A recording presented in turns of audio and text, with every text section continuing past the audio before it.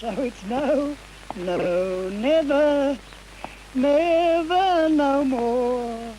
Never, never again shall I play the wild driver no more.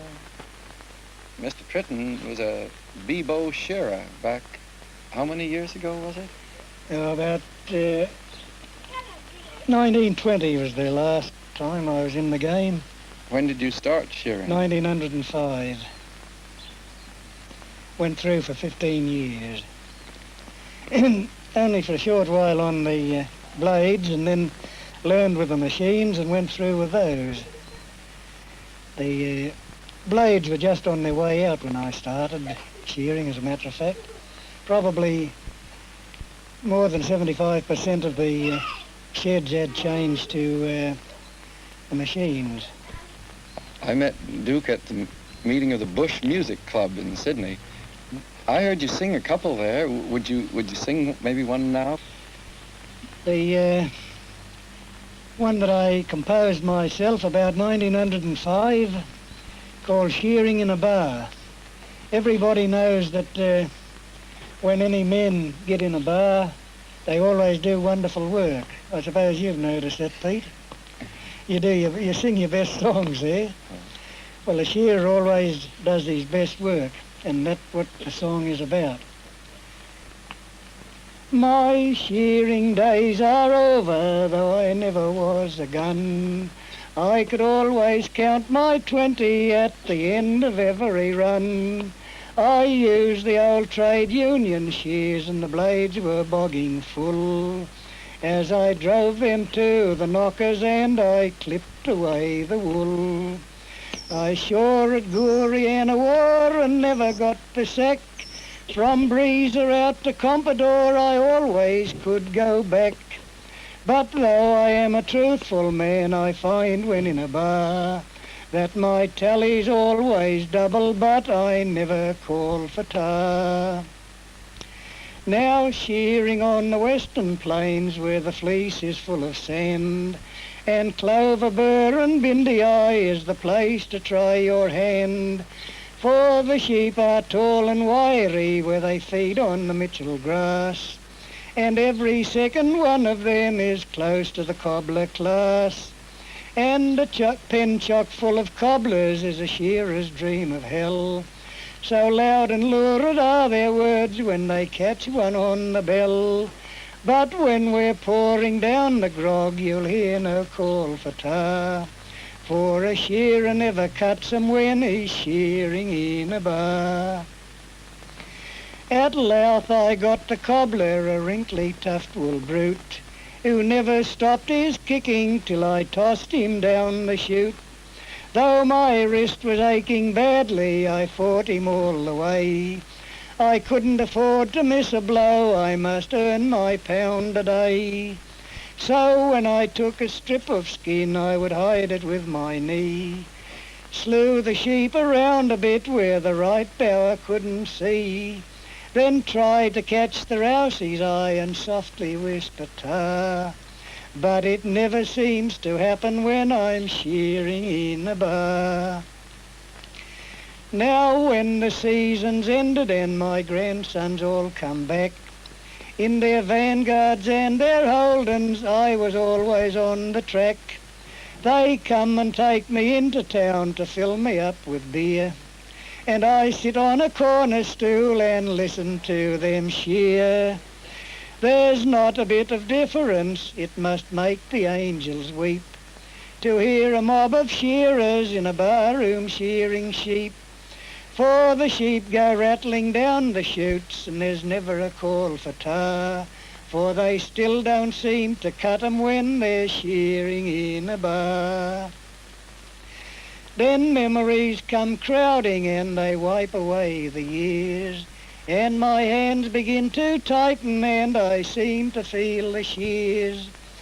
I want to tell them of sheds where I have shorn, full 50 years or sometimes more before these boys were born. I want to speak of Yarra Green, Dunlop or Wingadee, but the beer has started working and I'm wobbling at the knee. So I'd better not start shearing, I'd be bound to call for tar. Then be looked on as a blackleg when I'm shearing in a bar. I guess that the calling for tar is when you nick the When you skin cut a sheep, yes, you and nick starts the skin, bleeding. They start bleeding. Do they yeah. still use tar? Or Oh, yes. Yeah, even the machines cut them a little bit, but not near as bad as the blades. But I suppose a lot of that in the States or, would be more or less Greek to you. It needs quite a lot of explanation. The cobbler, for instance, well, that derived from what the cobbler killed his wife with, the last. And therefore, the last sheep in the pen is the cobbler. And he's invariably the roughest, because when you've been shearing for a season, you'll know you can walk into the pen and you just grab a sheep. You just look at him, you don't have to feel him, but it's always a good cutter.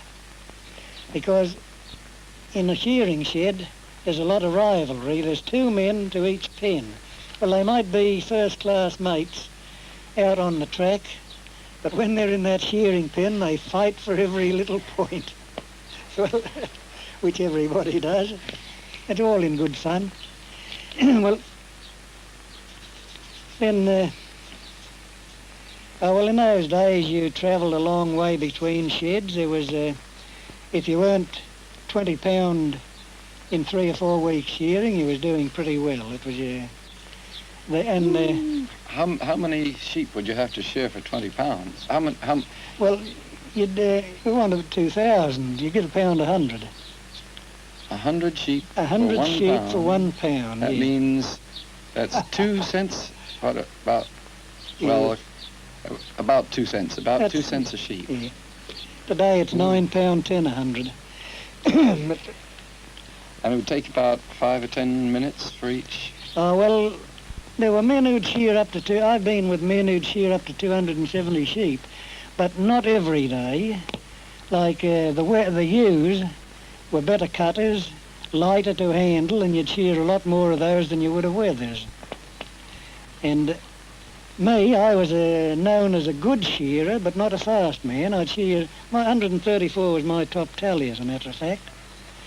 And but I was always, if I shored a shed this year, they'd say, oh, well, do you want a penny next year?